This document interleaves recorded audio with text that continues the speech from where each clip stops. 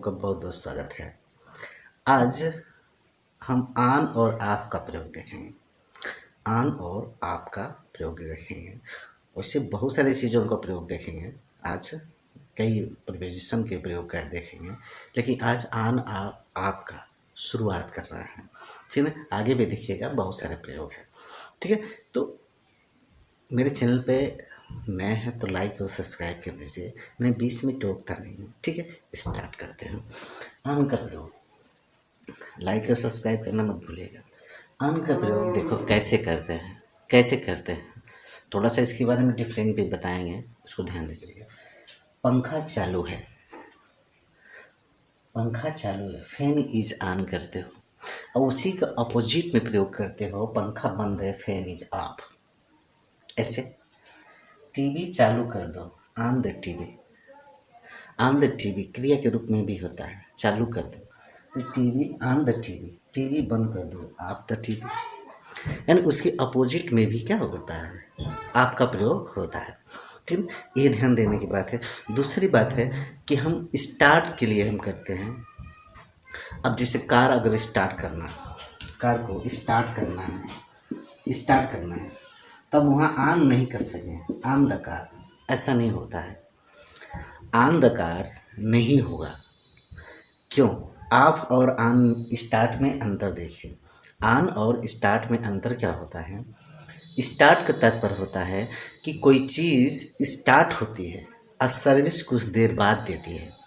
यानी कार सर्वप्रथम स्टार्ट होता है, स्टार्ट करते हैं बटन दबा करके, लेकिन वो चलने नहीं लगती है, कुछ देर बाद चलती है जब और एक्सीलेटर दबाते हैं और भी सारे कार्यक्रम करते हैं। यानी एक बटन से वो स्टार्ट हो, ठीक ना, स्टार्ट होती है और चलती है कुछ देर बाद।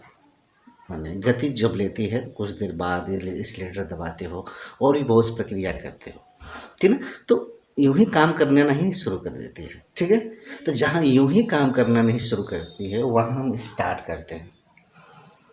ठीक है, अब यहाँ स्टार्ट द टीवी नहीं होगा, स्टार्ट द फैन नहीं होगा। क्यों? क्योंकि हम जो ही बटन दबाते हैं पंखा अपना सर्विस देना प्रारंभ कर देता है, तुरंत घूमना प्रारंभ करता है और कोई गति उसमें और कोई प्रक्रिया नहीं होती।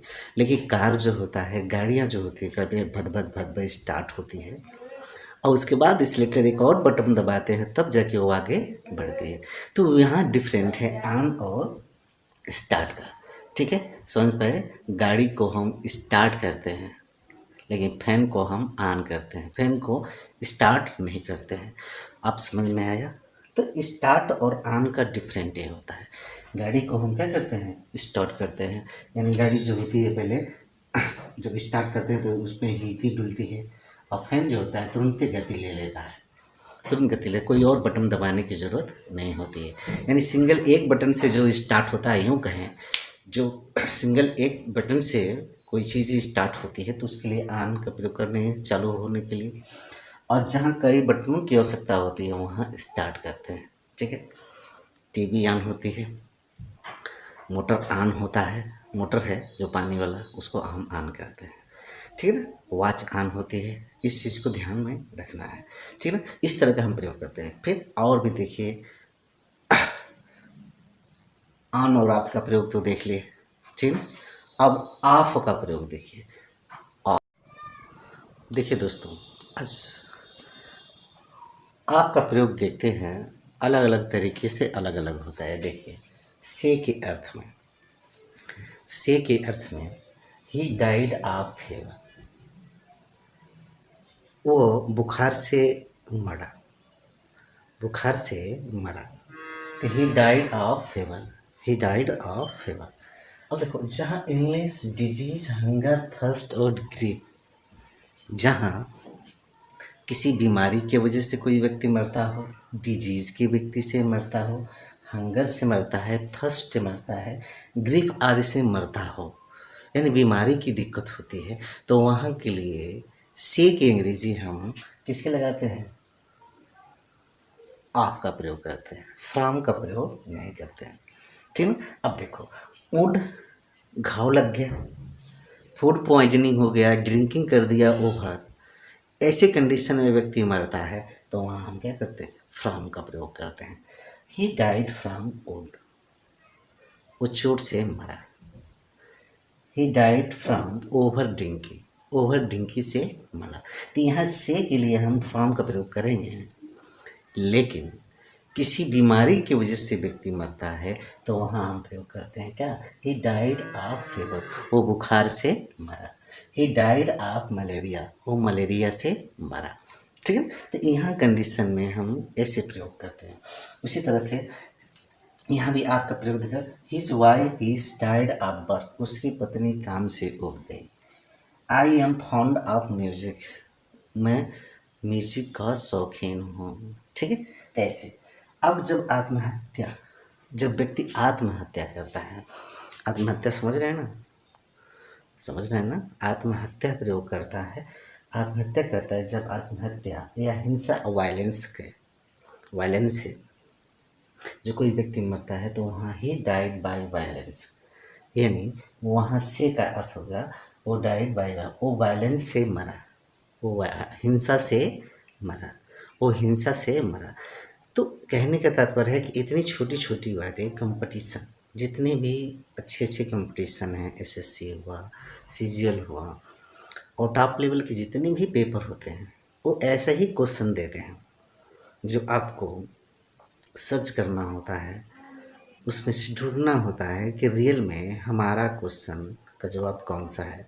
इरर देखता है, गलत देखता है, आपको चुनने के लिए देखता है, देता है ना, टिप करके देता है ना आपको। तो इस तरह से हमें छोटी छोटी बातों को ध्यान देना होगा, बहुत बारीकी से समझना होगा। अगर बारीकी से नहीं समझते हैं तो बहुत दिक्कत होती है। ठीक है, तो ध्यान दीजिए, इलनेस से होगा, हंगर से, थर्स्ट से, ग्रिप से, तो वहाँ से के अंग्रेजी क्या लगाएंगे, ऑफ का प्रयोग करते हैं, आप का प्रयोग करेंगे, आपका प्रयोग करेंगे। ठीक ना, कभी घाव से, would say, poisoning, over drinking से अगर प्रयोग होता है तो वहाँ क्या करते हैं, से के अंग्रेजी from, he died from wound, वो घाव से मरा। अब जब आत्महत्या, हिंसा, वायलेंस से कोई व्यक्ति मरता है तो वहाँ प्रयोग करते हैं, he died by violence, he died by violence. इस चीज़ को ध्यान में रखें, ठीक है ना। आगे भी देखो, और भी बहुत सारी चीज़ें हैं। देखिए दोस्तों, यहाँ कुछ प्रश्न सीरियल में आए हुए हैं। पूछा था ही डाइड इन बैटल, यहाँ इन की जगह पे कैसे है, ही डाइड इन बैटल की जगह पे है वो फार का प्रयोग किया था। ठीक है, फार का प्रयोग, he died far in battle, far battle लिखा था। He died on the his bed, वो बेड पे मर गया। तो देखो, जब बेड पे मरने की बात है, यहाँ कर रहे हैं ना, युद्ध के मैदान या बिस्तर पे, यानी बिस्तर पे, चेयर पे जब व्यक्ति मर जाता है तो वहाँ हम इन का प्रयोग करते हैं, यो युद्ध में मर गया, न कि यहाँ हम आन का प्रयोग करेंगे, ही डाइड इन बैटल, यहाँ आन का प्रयोग नहीं, इन का प्रयोग करेंगे। अर्थात युद्ध के मैदान में या बिस्तर पर कोई व्यक्ति मर जाता है तो वहाँ हम इन का प्रयोग करते हैं। दूसरी, कोई व्यक्ति अपने देश के लिए मर जाता है तो फॉर हिज कंट्री करते हैं, क्या, he died from his country. ये बहुत ही इम्पोर्टेंट है, ऐसे ही क्वेश्चन पूछे जाते हैं परीक्षाओं में, ठीक ना। ध्यान देने की ज़रूरत है, थोड़ी थोड़ी बातों को ध्यान देने की आवश्यकता है। देखो दोस्तों, अब जो होता है टिल और अनटिल का अर्थ तक के लिए होता है, स्पेशली टिल का प्रयोग, अनटिल का प्रयोग, दोनों एक ही भाव में किए जाते हैं, जिसका होता है मतलब तक। अब इसका प्रयोग कैसे करते हैं, इसका प्रयोग करते हैं एंडिंग ऑफ टाइम, टाइम के समाप्त के पहले। कैसे, he works in factory from 9 AM till 3 PM, वो फैक्ट्री में सुबह 9 बजे से और शाम 3 बजे तक कार्य करता है। देखो यहाँ तक आया ना, तो हाई, इस समय हाई तो फ्रॉम का प्रयोग स्टार्टिंग के करते हैं, दोनों का प्रयोग स्टार्ट। अब यहाँ कभी कभी दे देता है परीक्षाओं में, यहाँ फ्रॉम दे देगा, यहाँ तक क्या टिल देगा, तो गलत होगा, वो गलत होगा। क्यों गलत होगा, क्योंकि टिल का प्रयोग एंडिंग टाइम के पहले होता है। तो देखो समाप्त हो रहा है क्या, एंडिंग, यानी सुबह 9 बजे से, 9 बजे से काम प्रारंभ कर दिया और शाम 3 बजे तक काम किया, तो समाप्त 3 बजे तक हो रहा है ना, समाप्ति तो 3 बजे हो रहा है, 9 बजे सुबह। तो यहाँ इसके पहले हमने फ्रॉम का प्रयोग किया और इसके पहले क्या, टिल का प्रयोग कर दिया। टिल का तो कहने पर तक का जो प्रयोग होता है, एंड टिल का प्रयोग एंडिंग ऑफ टाइम के पहले होता है। नहीं कहते हैं टिल डेथ, कहते हैं ना टिल डेथ, यानी अंतिम समय तक का प्रयोग करते हैं। तो इस वजह से ध्यान देने की ज़रूरत होती है कि कभी कभी परीक्षाओं में यहाँ टिल की जगह पे फ्रॉम लिख देता है और फ्रॉम की जगह पे क्या, टिल। तो ध्यान देने की आवश्यकता है, ठीक है। अब देखो, फ्रॉम स्टार्टिंग टाइम के लिए प्रयोग होता है और टिल का प्रयोग क्या, लास्ट टाइमिंग के लिए प्रयोग होता है। हमेशा ध्यान, तक के अर्थ में अंत में होता है। और इसके टिल की जगह पर हम टू का भी प्रयोग कर सकते हैं, यानी he works in factory from 9 AM to 3 PM, ठीक है ना। तो टू का भी प्रयोग होता है, ठीक है। ये ध्यान देने की आवश्यकता है, ठीक है। आगे देखिए, देखो दोस्तों, अब जो होता है इन फ्रंट ऑफ और बिफोर, दोनों का प्रयोग जो होता है के सामने के अर्थ में होता है, के सामने के अर्थ में होता है। तो इस बात को ध्यान देने की ज़रूरत होती है कि रियल में थोड़ा सा डिफरेंट है इन दोनों का के सामने के अर्थ में। जैसे there is a tree in front of my house, मेरे घर के सामने एक क्या है, पेड़ है, ट्री है। और ट्री कैसे है, जैसे मान लो कि ये घर है और बीच में कुछ डिस्टेंस होता है, जैसे डिस्टेंस होता है, जैसे डिस्टेंस होता है, कुछ जैसे डिस्टेंस होता है। तो यह ट्री है, तो यहाँ डिस्टेंस होना चाहिए इनके बीच में, ठीक। तो वहाँ हम प्रयोग करते हैं क्या, इन फ्रंट ऑफ, सामने, ठीक है। फ्रंट सामने, एकदम फेस टू फेस नहीं, सामने, यानी कुछ दूरी पे है, देख बीच में कुछ स्पेस रहता है, तो वहाँ इन फ्रंट ऑफ का प्रयोग कर देते हैं, ठीक है। और सामने सामने भी रहता है, Manoj is standing in front of me, ठीक है ना। तो मेरे सामने भी है, फेस टू फेस के लिए प्रयोग करते हैं। लेकिन बिफोर का प्रयोग हर हाल में फेस टू फेस के लिए ही करते हैं। जैसे इस तरह से व्यक्ति खड़ा है, Manoj is standing before me, मेरे सामने इन क्यूरी, मेरे सामने, यानी जब जस्ट सामने ही व्यक्ति खड़ा है, जस्ट सी दूरी पे नहीं, ठीक है। बिफोर का प्रयोग करते हैं, ठीक है। तो अब इन फ्रंट ऑफ और बिफोर का अंतर अब समझ में आ गया। इन फ्रंट ऑफ का प्रयोग जो होता है, दो चीज वस्तुओं के बीच में हमेशा स्पेस रहना चाहिए और व्यक्ति के बीच में क्या होना चाहिए, बिफोर का प्रयोग है, दो व्यक्तियों का क्या होना चाहिए, सामने सामना होना चाहिए, कोई अंतर ना हो, ठीक है। हमेशा ध्यान देना चाहिए इस बात का, हमेशा पढ़ते वक्त, ठीक है।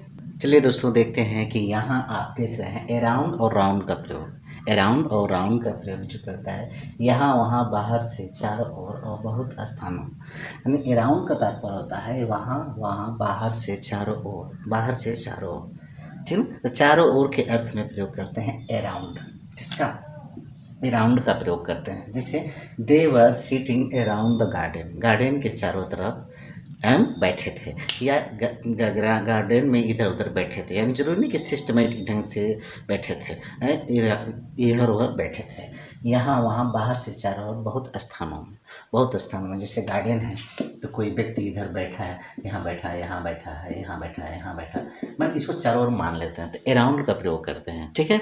अब यहाँ कर देते हैं स्टॉप वॉकिंग अराउंड, यहाँ वहाँ टहलना बंद करते हो ना, तो अराउंड का प्रयोग करते हैं। लेकिन राउंड का प्रयोग हमेशा गोल के अर्थ में करते हैं, यानी वृत्त या सर्किल के। जैसे the earth moves around the sun, the earth move around the sun, यानी धरती के चारों ओर क्या करती है, सूरज जो है, सूरज के चारों ओर घूमती है। तो वृत्ताकार पथ में घूमने को क्या कहते हैं, राउंड का प्रयोग। स्पेलिंग देखो, ये राउंड के स्पेलिंग ROUND, इसी जगह ए लगा दिया है तो अराउंड हो। अराउंड मैंने इधर उधर, यहाँ वहाँ, ठीक है, तितरी बितरी करके घूमने को प्रयोग करते हैं, किसको, यहाँ अराउंड। और अराउंड का प्रयोग जो होता है, अराउंड का ही प्रयोग, इसी का प्रयोग लगभग के अर्थ में भी होता है, लगभग के अर्थ में होता है। स्कूल में लगभग 50 विद्यार्थी थे, स्कूल में लगभग 50 विद्यार्थी थे। There were around 50 student in school. School में लगभग 50 विद्यार्थी थे। ठीक है, तो इस तरह से हम प्रयोग करते हैं अराउंड अराउंड का। ठीक है, समझ में आ गया। चलिए दोस्तों, थोड़ा सा शोरगुल शुरू हो गया, इस वजह से मैं यहीं स्टॉप कर रहा हूँ, और आगे के लिए पुनः वेट करिए। फोर्थ वर्ष के लिए मैं पुनः लेकर के आ रहा हूँ प्रीपोजिशन। ठीक है, चैनल पे नए हैं, लाइक और सब्सक्राइब शेयर अवश्य करिएगा। अपने दोस्तों को भी सपोर्ट करिए, और मैं भी आपका दोस्त मित्र ही हूँ, मुझे भी सपोर्ट करिए। ठीक है, नहीं करेंगे तो मेरा मेहनत भी निरर्थक जाएगी, और आप लोगों को तो कोई पूछना नहीं है। ठीक है, मेरा सहयोग करिए दोस्तों। नमस्कार।